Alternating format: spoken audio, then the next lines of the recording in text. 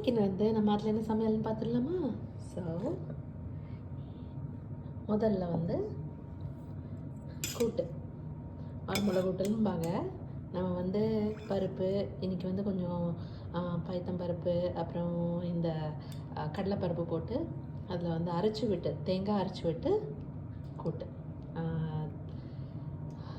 Spinach கூட்டு. Okay, அப்புறம் இது ஒரு கறி.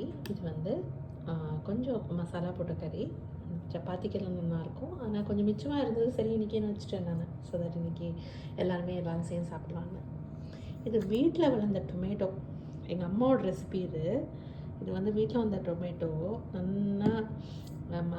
நல்லா நறுக்கி திருவுண்டு வந்து வெந்தயம் எடுத்து நல்லா வதக்கி அதில் வந்து புளி வேணும்னா போட்டுக்கலாம். என்னோடய டொமேட்டோவில் நல்லா புளியே இருந்தது வச்சுக்கோங்க. இவ்வளோ பெரிய டப்பா பண்ணியிருந்தேன். அதில் வந்து கொஞ்சோண்டு வந்து எடுத்து என் பையனுக்கு வந்துட்டு பிரியாணிக்கு போட்டு இப்படின்னு இவ்வளோ ஆகிடுது. என் ஃப்ரெண்டு சாப்பிட்டா ரொம்ப நல்லா இருக்குன்னா வெந்தயம் பவுட்ரு போடணும் லாஸ்ட்டு. அது எங்கள் அம்மாவோட ரெசிபி, ரொம்ப நல்லாயிருக்கும். So I will show you எப்படி இருக்குன்னு. This is what tomato pachadi is. And rasam வந்து என்ன எல்லோரும் ரசம் எக்ஸ்பர்ட்டும்பாங்க. நான் வந்து சொந்தமாக பீத்திக்கிறதுக்கு கிடையாது, ஆனால் நிஜமாகவே இந்த ரசம் ரொம்ப நல்லா வந்தது. எல்லோரும் வந்து சாப்பிட்டு நல்லா இருக்குன்னா என் ஃப்ரெண்டும் சாப்பிட்டா, என் ஹஸ்பண்டு என் பொண்ணு வந்து எப்போவுமே பண்ண சொல்லுவோம். But it is a good rasam for some days. Like நம்ம ரசம் மட்டும் சாப்பிட்டா போகணுன்ட்டு இருக்குல்ல, ரசமும் கறி அந்த மாதிரி நாள்.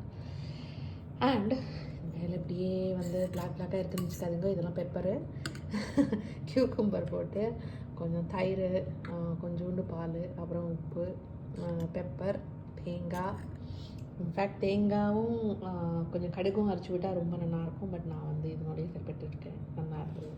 ஓகே, அதுதாங்க எங்கள் ஆற்றுல இன்றைக்கி சமையல்.